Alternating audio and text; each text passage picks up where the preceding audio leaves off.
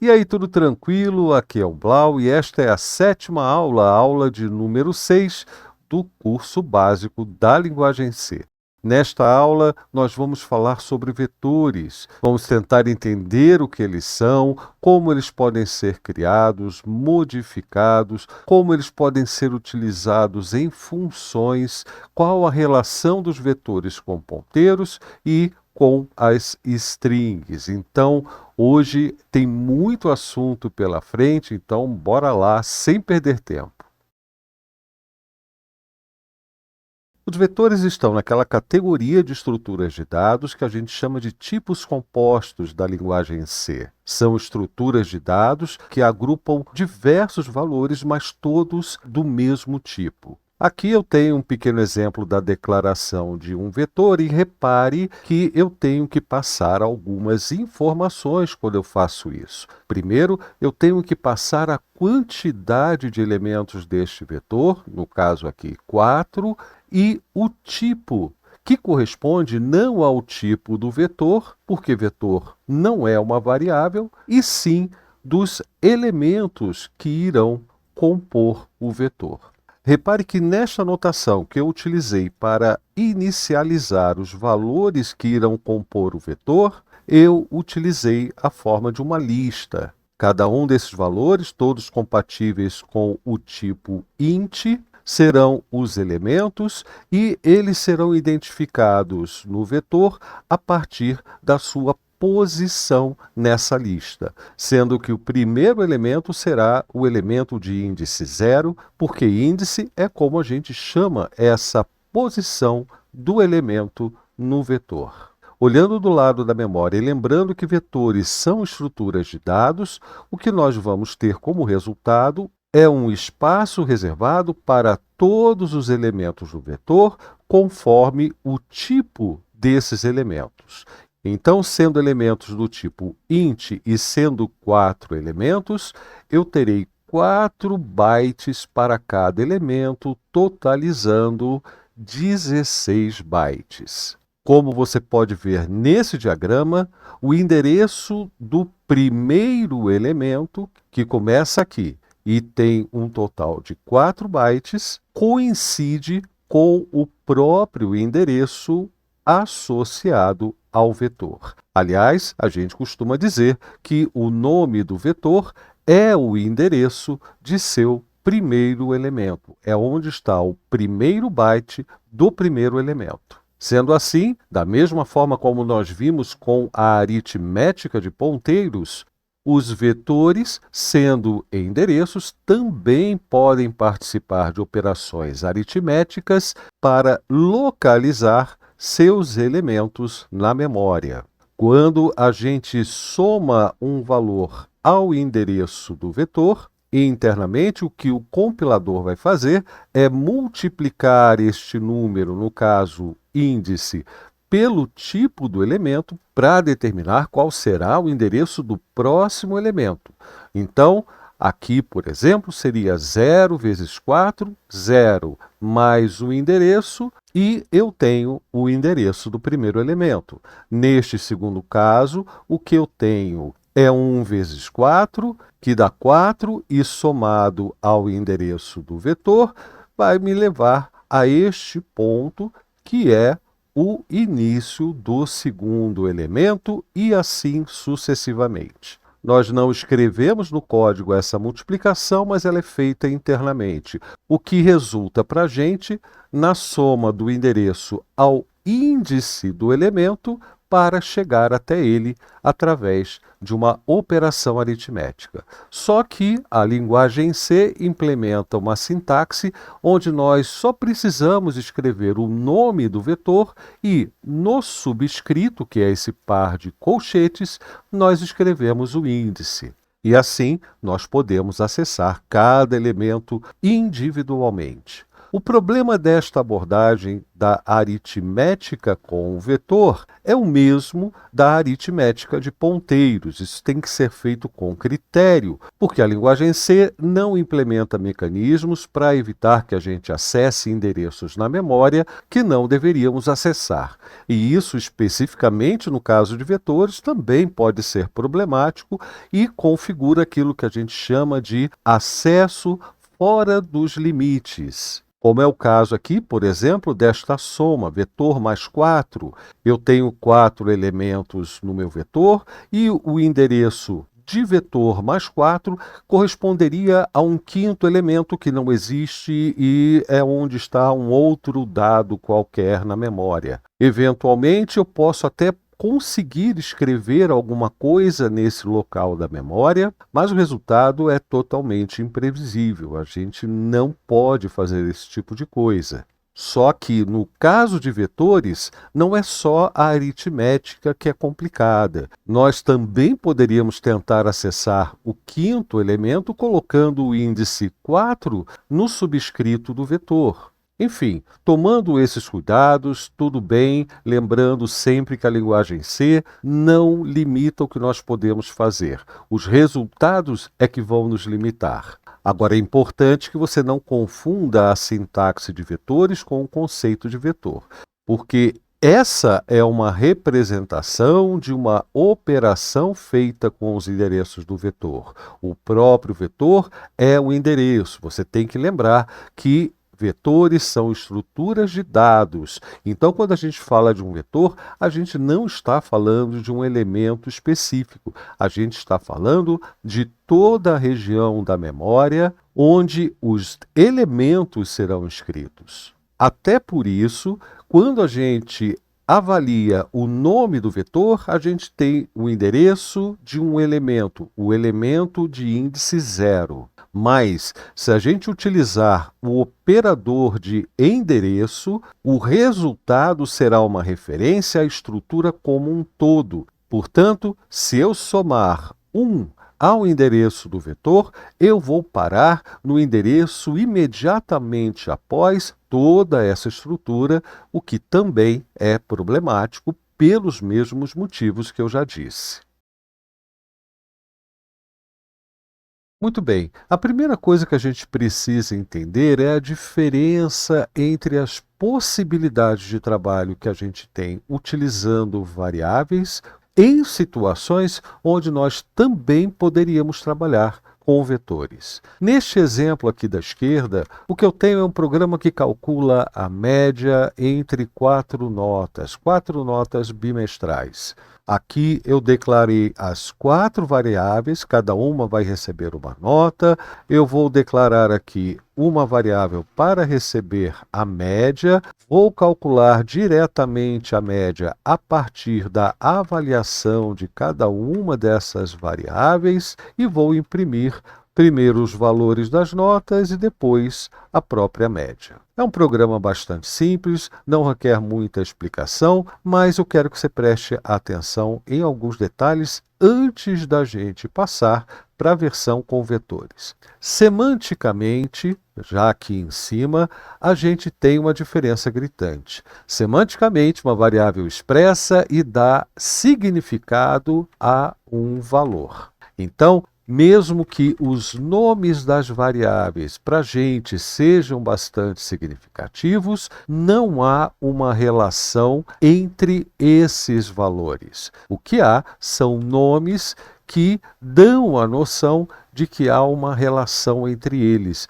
mas os valores em si não são relacionados. O segundo ponto a observar aqui nesta solução é que, em termos de sintaxe, nós temos que avaliar a variável a partir do seu nome, escrito explicitamente no código, e se eu tiver 10 variáveis, eu vou ter que usar as 10 variáveis para calcular, por exemplo, esta média, e isso pode ser pouco prático. Além disso, digamos que eu queira automatizar parte desse código com uma função, eu teria que criar uma função específica para trabalhar com o caso deste problema, como é o caso dessa função cfavg, que eu declarei aqui, que recebe 4 argumentos do tipo float e aqui embaixo na sua implementação vai repetir basicamente o cálculo que eu fiz aqui na função main.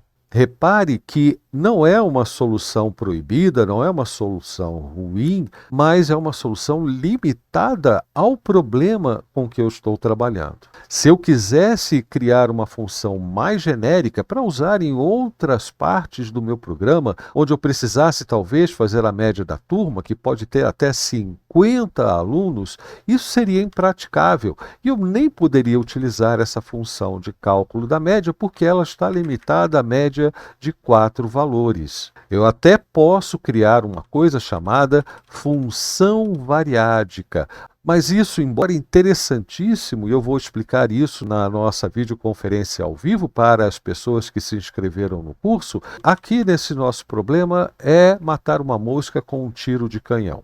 Funções variádicas são funções que podem receber um número indeterminado de argumentos, o que pode ser controlado por uma variável utilizada como controle, ou então definindo um valor para o último argumento, que viria depois dessas reticências, como variável de controle. Encontrando este argumento aqui na minha função, eu sei que é hora de parar porque acabaram os argumentos. Enfim, essas seriam as características e as limitações do trabalho com variáveis. Agora, passando para a solução da direita, que é aqui o nosso programa testes.c, nós definimos um vetor chamado notas, que tem 4 elementos do tipo float, e nós fizemos a definição desses elementos utilizando o nome do vetor e, no subscrito, cada um dos 4 índices, começando, é claro, pelo índice 0. Eu poderia ter usado a mesma notação que eu utilizei no nosso slide, que é a representação na forma de lista. Mas, na realidade, tanto faz neste nosso exemplo, porque o que os vetores oferecem como possibilidade não é apenas tornar o código mais compacto. Esse talvez nem seja uma característica do trabalho com vetores. Eu posso trabalhar com vetores e ter códigos ainda maiores. O problema não é esse. O problema é que, enquanto variáveis expressam e dão significado a apenas um valor, vetores expressam e dão significado a um conjunto de valores relacionados entre si. Então, semanticamente, notas, para mim, já representa um conjunto de notas e não uma nota individual. E isso pode fazer diferença na interpretação do código posteriormente. O segundo ponto importante é que o subscrito do vetor pode receber uma expressão qualquer que resulte em um valor de tipo compatível com o tipo int. Então, eu poderia fazer uma conta, eu poderia avaliar uma variável, eu poderia fazer um monte de coisas que, desde que resultem num valor de tipo compatível com o tipo int, me levaria ao acesso a um determinado elemento do meu vetor. É basicamente o que eu faço mais adiante para calcular a soma desses valores. Veja que eu estou utilizando aqui um loop for. Eu utilizo a variável i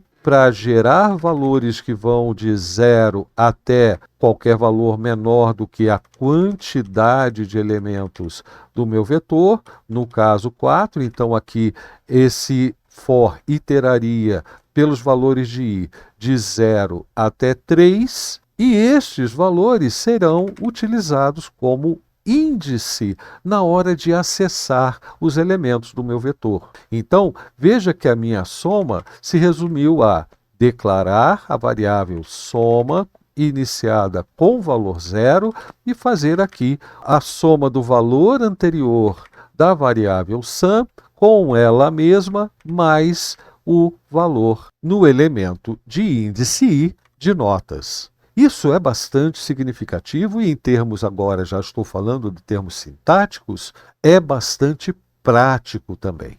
Nessa mesma iteração, nesse mesmo loop for, eu já aproveito para imprimir cada uma das notas já concatenada aqui com o texto do bimestre, enfim, o próprio número do bimestre. Eu não preciso escrever literalmente como eu escrevi aqui, eu posso utilizar também o valor da variável i no momento, no ciclo desse loop, e assim eu tenho a construção dinâmica dessas linhas impressas lá no terminal, na hora que eu executar o meu programa. A única linha que falta imprimir aqui é a média propriamente dita, que veja só, eu já tenho a soma e basta eu dividir pela quantidade de elementos, que no caso é 4. Aliás, aproveitando, aqui está um caso onde vale muito a pena a gente considerar o uso de uma constante simbólica, porque veja que desde o momento que eu declarei que o meu vetor vai receber 4 elementos, esse valor, dessa quantidade de elementos, já foi usada uma, aqui seria 2 vezes e aqui 3 vezes. E utilizar valores literais, como eu escrevi aqui, é o que a gente chama de números mágicos, e a gente deve correr dos números mágicos. Portanto, aqui eu vou fazer um define, vou criar uma constante simbólica de nome NBIM, ou seja, número de bimestres, e dar a ela o valor 4. Então, em todos os locais onde eu utilizei o número 4, basta eu trocar por NBIM. Aqui embaixo eu também troco, aqui NBIM, e mais adiante, aqui na impressão da média, eu coloco NBIM. Se eu precisasse do valor da média por algum motivo, eu também poderia fazer um cálculo assim que eu tivesse a soma e eu poderia utilizar essa média em algum lugar. Mas observe o tanto de possibilidades de trabalho que nós temos quando nós, nestas situações onde temos dados relacionados entre si, optamos por trabalhar com vetores. Por último, se eu quiser automatizar esse processo de cálculo da soma, cálculo da média, e utilizar em outras partes do meu programa, onde talvez eu queira calcular a média da turma ou a média da escola, e o que envolveria uma quantidade maior de valores, eu poderia criar funções para pegar a quantidade de elementos que o vetor tivesse. Então, dessa vez eu vou criar aqui em cima, vou criar uma função que vai retornar um valor float. Essa função vai se chamar FAVG, ou seja, média de valores de ponto flutuante. Ela vai receber como argumentos, primeiro, o nome do vetor, e o nome do vetor é o endereço, e por isso eu preciso receber este argumento em um ponteiro, e esse ponteiro também vai ser do tipo float e vai se chamar asterisco ARR, porque array é vetor em inglês, e como segundo argumento, para controlar o fim da execução desta nossa função, eu vou passar um valor inteiro que será o tamanho do meu vetor, size. Muito bem, e aqui eu posso fazer simplesmente isso que eu fiz embaixo, que é o loop for. Eu posso até copiar, porque eu sou preguiçoso, e aqui eu vou copiar e colar na minha função. Antes aqui eu vou precisar de uma variável float de soma igual a 0, e eu vou tirar essa impressão. Aqui não é notas, é ARR, e aqui não é NBIM, e sim size, porque são os parâmetros da minha função. Aí no final, o que eu vou fazer é retornar o que? Sum dividido por size. E aqui está uma função genérica para calcular a média dos valores dos elementos de um vetor que eu posso utilizar para vetores de qualquer tamanho.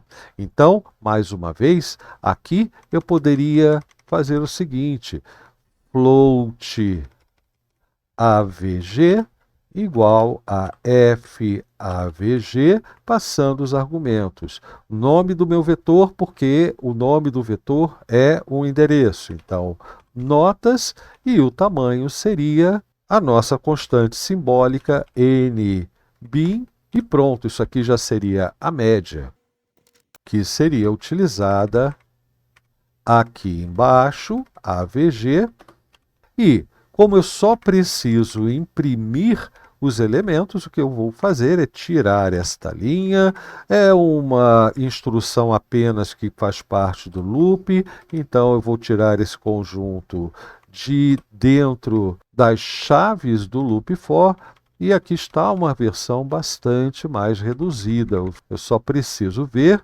se está tudo correto. Aliás, eu cometi aqui um errinho, deixa eu só corrigir aqui, porque eu teclei F sem querer antes do nosso especificador de formato, que na verdade é F de números de ponto flutuante, e aqui com esse ponto 1 eu estou dizendo a precisão que eu quero, que é apenas uma casa decimal. Então, corrigido este pequeno problema de digitação, vou passar para o terminal e agora eu vou compilar gcc testes.c.a.alt e aqui está o resultado. Para quem está curioso, a nossa versão com variáveis, que se chama 01 média-vars.c, se eu executar, eu tenho exatamente o mesmo resultado. Muito bem, como você viu, vetores não é um assunto tão complicado assim, na verdade é até bastante simples, e o que acontece é que às vezes a gente escuta aqui e ali algumas informações meio truncadas e acaba dando um nó na cabeça. Bom, agora nós vamos para a nossa videoconferência ao vivo com as pessoas inscritas no nosso curso e, se você não é uma dessas pessoas, mesmo assim, fique à vontade para visitar o nosso repositório, fazer os exercícios, tirar suas dúvidas nas issues e a todas e todos que acompanharam este vídeo, que assistiram a mais esta aula, meu muito obrigado e até uma próxima.